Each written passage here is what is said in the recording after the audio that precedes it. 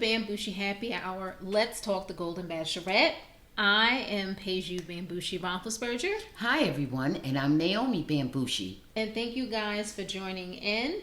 Normally, we like to do an episode right after the show airs, but we wanted to do something a little different. We want to do this before the finale. But before we get started, please, let's lead us in with a toast to Joan. Okay, let's lift our glasses to Joan, the first Golden Bachelorette.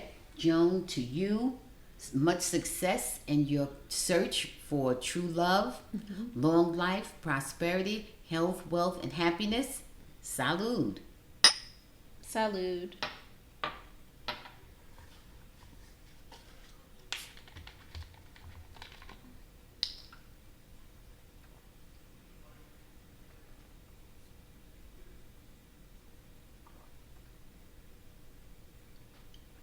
So we know we're going to have a lot of drama.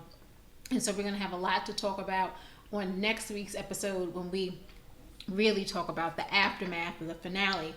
But let's get into Pascal, Ma. So Pascal has been making the rounds after his Men Tell All. And he said that production played a hand in him leaving the show. Oh my. I don't know if it's true or not, but that's what he stands by.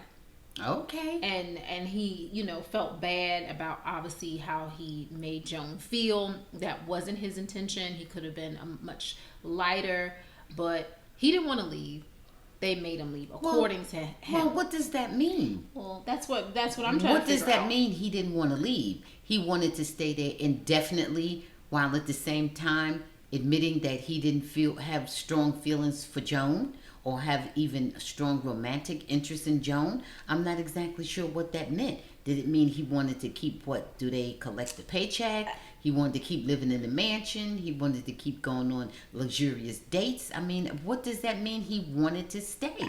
Because the program is formatted in such a way that once you're eliminated or in effect eliminate yourself, then you leave. It's not making sense. So what does he mean? He says they were the ones who prodded him to leave and break things off. Now, I don't know if his intentions, maybe they felt that Pascal didn't have good intentions or let me not say good intentions, serious enough intentions. Maybe he wasn't someone that was going to actually propose. I don't know. But this is what he's been posting on social media. And so, I don't know. I don't know. He needs to give a little more context for that one. Yeah. As they say, everything is context, because the way it's sounding, he's just making a blanket statement that really means nothing, because production has a hand in everybody leaving. Exactly. So I don't even understand what that meant. And when and where you leave is between Joan, the Golden Bachelorette herself, and production. That's what I'm thinking. So what does that mean? Because in effect, what it looked like is that they didn't ask him to leave. He volunteered to leave. That's what it looked like from our end. So, but listen, Joan. Well, it could be also a situation that he jumped before he was pushed. Right. Okay. Could be. So we don't know. Joan is a tough cookie, and so she has to focus on these two men. It's either going to be Chock or it's going to be Guy, and they are two very different men, Ma. Now, Pascal also was calling Chock a stalker, was saying that Chock's behavior towards Joan was very stalkerish. Now, I don't know if that's just him, trying to make good TV, or he was throwing hate. I'm not really 100% sure about that. But what are your thoughts about Chock and how he interacts with Joan? Okay, well, now, see, you directed that to Chock and his interaction with Joan. I think it's hyperbole on Pascal's part. Okay? I don't think he's stalkerish, but I do think he is assertive. Yes. He's assertive. Let me put it that way. Very assertive. Yeah. I won't use the term aggressive. You think controlling? I won't say controlling, and I won't say any of that. I would say he's very open, maybe needy, maybe not. I'm not really sure, because he has a strong support system. His friends and family, he seems to have the people around him that he really cares about. I saw that in him when they had the family visitation and so forth. However, he also has made himself very vulnerable. However, I saw in a clip, a coming attraction clip, where he did acknowledge that Joan has not said to him, at least not up until that point, had not said to him she loved him. Yeah. She had not expressed that. So he's not what I would call delusional, foolish, or unaware. He's reading the room correctly when he makes that acknowledgement. He is reading the room correctly. And that is important to him.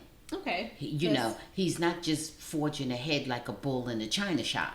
He's stopping to say, well, wait a minute. I'm professing all these feelings of love and commitment and so forth, but she has not done the same for me.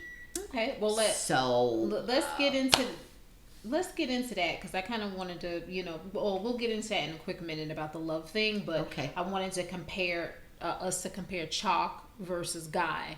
Now, Guy is a very much different personality. We know that he is still an ER doctor, but he's about to retire. Right. From my understanding. He's planning his retirement. Right. Yeah. We also know that his ex-wife Heidi filed a temporary protective order against him back in October of 2021. She accused him of making threats and having anger issues, though the restraining order, was dropped or wasn't granted or something to that effect. Right. But some of this behavior is just kind of maybe a little bit troubling.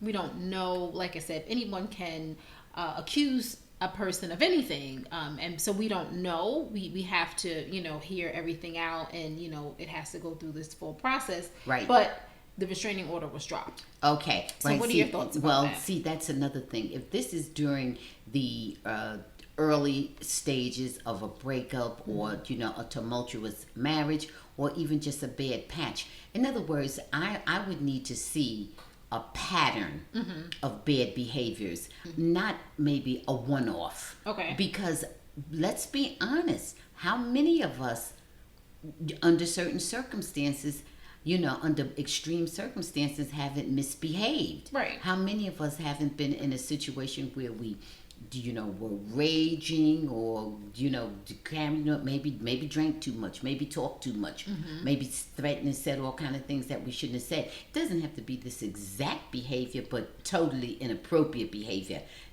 Under the right or wrong circumstances, any of us could have been caught in that situation once or twice even. Oh, for sure. But if there's no pattern, that's not generally who we are. Right. That's not generally our behavior. If it's just a one-off, right. Or rare, occurrence. So I don't want to malign Chock, Guy, or any of them based on, their behavior under really trying circumstances. I don't want to do that. I want to see how they behave overall in the meantime. Okay. So would that be a red flag to you?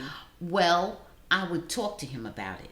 Okay. It would not it would not derail the relationship. It wouldn't be an automatic deal breaker.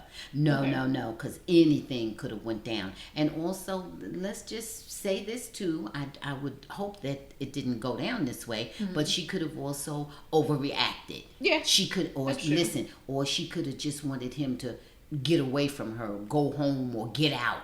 And that was her way of getting him put out the house or something like that. And maybe he was saying, look, I'm not going, you get out because I don't want to go pay an extra rent or what. It could have been something just that simple. Right. And by her doing the, taking out this restraining order, that would take care of it for her. Since we heard the production being thrown in this, and I've been seeing all types of stuff on the internet. Do you think this is something that production should have halted? That they should have found this out and said, "Listen, I don't think you be a good contestant on the show." Just like they did with the guy Gil. Gil, I think, had some issues as well, but they kind of pushed him to the side. We didn't even really see Gil anymore. Once again, there are gradations, okay? Yeah. Was it really severe? Was it really serious? Did it happen multiple times? Was it a tempest in a teapot? Was it legitimate? It depends on the gravity of the situation. The Okay. gravity and the frequency. It could have been much ado about nothing, everybody overreacting, nonsense, over emoting or whatever. Yeah. Or it could have been the straw that broke the camel's back in a series of aggressive behaviors. It's Okay? true. So, once again, for me, it would be the conversation. And in terms of what the show did, we don't know how far the show delved into it. Maybe they delved into it and found it to be nothing. Okay. It could have been just an argument, especially since she dropped the charges. Okay. So it could have been a whole bunch of nothing. Could have been her overreacting. It could have been a defense mechanism for her. It could have been her protecting herself because he walked in and caught her with a man. And then she said, "Oh, I got to get out of this. I got to get him away from me." It could have been any Or type of whomever, nonsense or whatever. Yeah, it doesn't have to be, yeah. Well, I'm just saying it Yeah. could have been the most unlikely scenario that you could think of. True. Could have been anything. Yeah. So no, I don't know that production didn't do their due diligence. Mm-hmm. Now, when you have production on there with people with all these jail sentences and charges, open charges on them, and all that, and they're still on the show as they have had on 90 Day Fiance. Mm-hmm. When you have that kind of situation, then there's negligence on the part. Right. Of production. But this is something I don't even know what year it was. 10 years ago. No, it's 3 years. It's 3 years ago. Well, 3 years ago or whatever. I don't know what that was. It was October of 2021. I have no idea what that even was. I don't know. I don't know either. But yeah. But I would hate this to. show I would is hate also to about forgiveness right. as well, and Absolutely. healing. And I would hate to condemn someone for nothing, for something that minor, relatively minor. I agree with you. So you got to be careful with that because we could all be held accountable for things that we did in the past and we would never think of doing now. Well, getting back to the whole thing about love and whether or not Joan is ready to say that she loves either one of these bachelors, I don't know. What do you think? I don't see her having strong love feelings towards anyone, and is she ready really to say that she loves one of these gentlemen? Well, I'm going to say definitely she doesn't love anyone. We've seen no tangible, what we would call, a lot of love things have to do with love is not quantifiable. I got all that, right. But we haven't seen anything that, or at least I haven't seen anything that I would interpret as love. I've seen her show kindness, affection, friendship, warmth, compassion. Yeah. I've seen her show all those things, but I don't think I've seen her show anything closely akin to love. In fact, she's been pretty even-handed with all of them. Right. So which to worries me a little bit. That's because nothing stood out. Right. No one was head and shoulders above the next person. Mm-hmm. They were all almost the same to her. I have not seen it, and frankly speaking, her reaction to Pascal's admission that he didn't love her was the most extreme emotion I've seen her have. Yeah, which is not good. But I don't know what that's rooted in. Mm-hmm. I don't know if that's rooted in her strong affection toward him, which to me seems unlikely, or if that's rooted in her insecurity about her own lovability, and it just hit her. I think that may be a combination of both. Well, there you go. But there you go. So Mom, with all these guys professing to care so much about her, I don't see how she could have, really thought that she was so unlovable. But some people are so fragile that one person they're going to focus on, and 100 other people are right. One no from 100 yeses. Right. So I don't know. I mean, I do see a possibility that she could just choose herself and her peace and say, deuces to both of them. That's right. But probably she's going to choose someone, and right?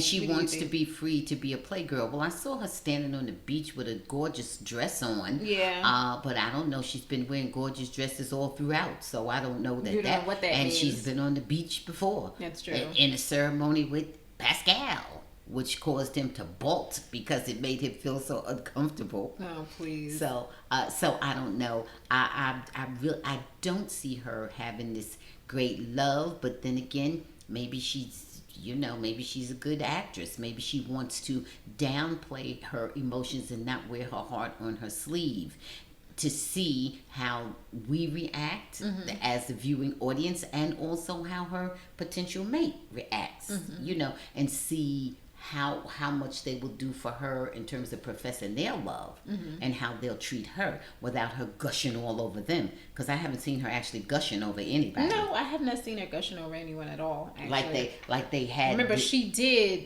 choose to leave the Golden Bachelor because of her family. Yes. So Well, that was different. The odds were against her. These odds are totally in her favor, right? Yeah.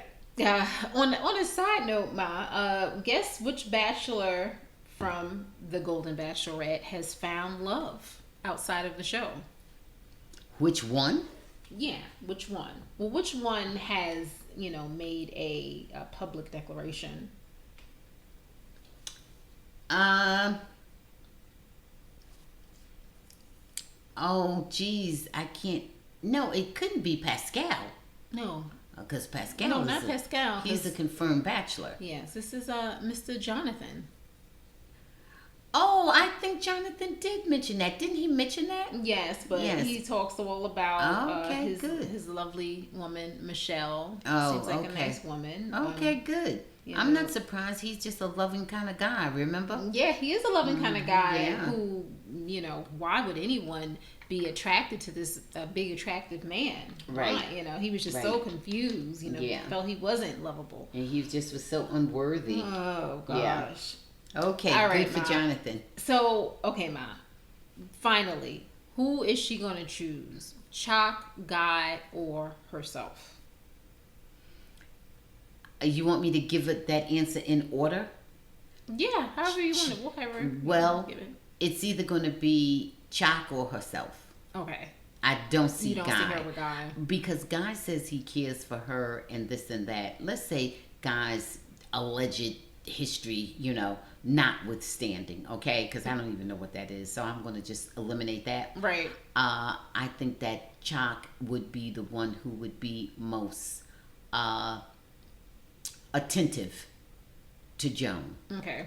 So, and if she's looking for security and warmth and so forth, the only thing that really would be against Chock, because she has said she thought he was attractive, however true that is, she said things like that. The thing that is really against him, I think the biggest thing against Chock is that he lives in Wichita. Yeah. Because she has already said she was not a Wichita person. Yeah, and she also says she didn't want to relocate. Relocate. Right, absolutely. And then especially to Wichita. Yeah, right. She's not only relocating; that's a whole nother world. That's a whole nother lifestyle. So that's to me that would be the biggest deal breaker if he insisted upon wanting her to relocate to where he is. That would be a huge issue with Joan. She's also already said it. I'm thinking she's going to pick Chock, but I would hope that she would pick herself because I don't really see the chemistry with her and Chock. I don't either. And so that's kind of where I don't either. But I do think that he would treat her well. But I think Chock it might be a concern with Chock that she has not professed her love for him. Yeah. I did see the concern in his face. Yeah. So I don't know what that is. She might have been standing on the beach that had go through that ceremony solo, or either marry herself or one of those kind of deals. Yeah. Okay, guys. I think that's a wrap for our special pre-finale episode. Don't forget to hit that subscribe and like button and stay tuned to our post-finale recap that will be coming up this Monday. We'll break down all the drama, and trust us, I'm sure there will be drama. Don't forget, guys, to make sure you check out our regular podcast with our episodes every Thursday and some Sundays. Thanks for joining us for the Golden Bachelorette pre-finale chat to love reality TV and all things drama. Cheers. Bye. Thanks for watching. Please subscribe and check out full episodes of the Bamgboshe Happy Hour podcast, streaming on most platforms.